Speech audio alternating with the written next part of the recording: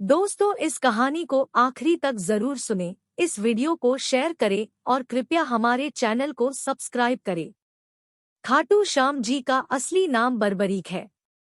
खाटू श्याम बाबा घटोत्कच और नागकन्या मौरवी के पुत्र हैं। पांचों पांडवों में सर्वाधिक बलशाली भीम और उनकी पत्नी हिडिंबा बर्बरीक के दादा दादी थे। कहा जाता है कि जन्म के समय बर्बरीक के बाल बब्बर शेर के समान थे, अतः उनका नाम बर्बरीक रखा गया। महाभारत की एक कहानी के अनुसार बर्बरीक का सिर राजस्थान प्रदेश के खाटू नगर में दफना दिया गया था। इसीलिए बर्बरीक जी का नाम खाटू श्याम बाबा के नाम से प्रसिद्ध हुआ। बर्बरीक का नाम श्याम बाबा कैसे पड़ा, आइए इसकी कहानी जानते हैं। बर्बरीक बचपन में एक वीर और तेजस्वी बालक थे। बर्बरीक ने भगवान श्री कृष्ण और अपनी मां मौरवी से युद्धकला कौशल सीखकर निपुणता प्राप्त कर ली थी। बर्बरीक ने भगवान शिव की घोर तपस्या की थी, जिसके आशीर्वाद स्वरूप भगवान ने शिव ने बर्बरीक को 3 चमत्कारी बाण प्रदान किए। इसी कारणवश बर्बरीक का नाम 3 बाणधारी के रूप में भी प्रसिद्ध है। भगवान अग्निदेव ने बर्बरीक को एक दिव्य धनुष दिया था, जिससे वो तीनों लोकों पर विजय प्राप्त करने में समर्थ थे। जब कौरवों पांडवों का युद्ध होने का सूचना बर्बरीक को मिली तो उन्होंने भी युद्ध में भाग लेने का निर्णय लिया। बर्बरीक ने अपनी मां का आशीर्वाद लिया और युद्ध में हारते हुए पक्ष का साथ देने का वचन देकर निकल पड़े।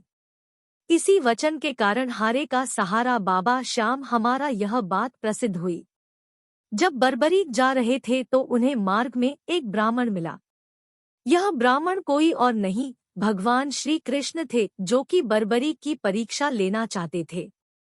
ब्राह्मण बने श्री कृष्ण ने बर्बरीक से प्रश्न किया कि वो मात्र 3 बाण लेकर लड़ने को जा रहा है। मात्र 3 बाण से कोई युद्ध कैसे लड़ सकता है?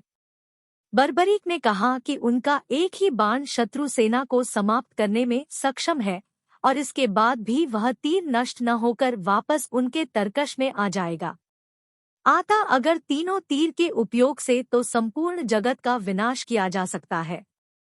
ब्राह्मण ने बर्बरीक बारबारिक से एक पीपल के वृक्ष की ओर इशारा करके कहा कि वो एक बाण से पेड़ के सारे पत्तों को भेद कर दिखाए। बर्बरीक ने भगवान का ध्यान कर एक बाण छोड़ दिया। उस बाण ने पीपल के सारे पत्तों को छेद दिया और उसके बाद बाण ब्राह्मण बने कृष्ण के पैर के चारों तरफ घूमने लगा। असल में कृष्ण ने एक पत्ता अपने पैर के नीचे छिपा दिया था। बर्बरीक समझ गए कि तीर उसी पत्ते को भेदने के लिए ब्राह्मण के पैर के चक्कर लगा रहा है। बर्बरीक बोले, हे ब्राह्मण, अपना पैर हटा लो, नहीं तो ये आपके पैर को वेध देगा। श्री कृष्ण बर्बरीक के पराक्रम से प्रसन्न हुए। उन्होंने पूछा कि बर्बरीक किस पक्ष की तरफ से युद्ध करेंगे। बर्बरीक बोले कि उन्होंने लड़ने के लिए कोई पक्ष निर्धारित किया है, वो तो बस अपने वचन अनुसार हारे हुए पक्ष की ओर से लड़ेंगे। श्री कृष्ण ये सुनकर विचारमग्न हो गए, क्योंकि बर्बरीक के इस वचन के बारे में कौरव जानते थे। कौरवों ने योजना बनाई थी कि युद्ध के पहले दिन वो कम सेना के साथ युद्ध करेंगे। इससे कौरव युद्ध में हराने लगेंगे, जिसके कारण बर्बरीक कौरवों की तरफ से लड़ने आ जाएंगे। अगर बर्बरीक कौरवों की तरफ से लड़ेंगे तो उनके चमत्कारी बाण पांडवों का नाश कर देंगे। कौरवों की योजना विफल करने के लिए ब्राह्मण बने कृष्ण ने बर्बरीक से एक दान देने का वचन मांगा। बर्बरीक ने दान देने का वचन दे दिया। अब ब्राह्मण ने बर्बरीक से कहा कि उसे दान में बर्बरीक का सिर चाहिए। इस अनोखे दान की मांग सुनकर बर्बरीक आश्चर्यचकित हुए और समझ गए कि यह ब्राह्मण कोई सामान्य व्यक्ति नहीं है। बर्बरीक ने प्रार्थना की वो दिए गए वचन अनुसार अपने शीश का दान अवश्य करेंगे, लेकिन पहले ब्राह्मणदेव अपने वास्तविक रूप में प्रकट हों। भगवान कृष्ण अपने असली रूप में प्रकट हुए। बर्बरीक बोले कि हे देव, मैं अपना शीश देने के लिए वचनबद्ध हूँ, लेकिन मेरी युद्ध अपनी आंखों से देखने की इच्छा है। श्री कृष्ण बर्बरीक ने बर्बरीक की वचनबद्धता से प्रसन्न होकर उसकी इच्छा पूरी करने का आशीर्वाद दिया। बर्बरीक ने अपना शीश काटकर कृष्ण को दे दिया। श्री कृष्ण ने बर्बरीक के सिर को 14 देवियों के द्वारा अमृत से सींचकर युद्धभूमि के पास एक पहाड़ी पर स्थित कर दिया, जहां से बर्बरीक युद्ध का दृश्य देख सके। इसके पश्चात कृष्ण ने बर्बरीक के धड़ का शास्त्रोक्त विधि से अंतिम संस्कार कर दिया। महाभारत का महान युद्ध समाप्त हुआ और पांडव विजयी हुए। विजय के बाद पांडवों में यह बहस होने लगी कि इस विजय का श्रेय किस योद्धा को जाता है।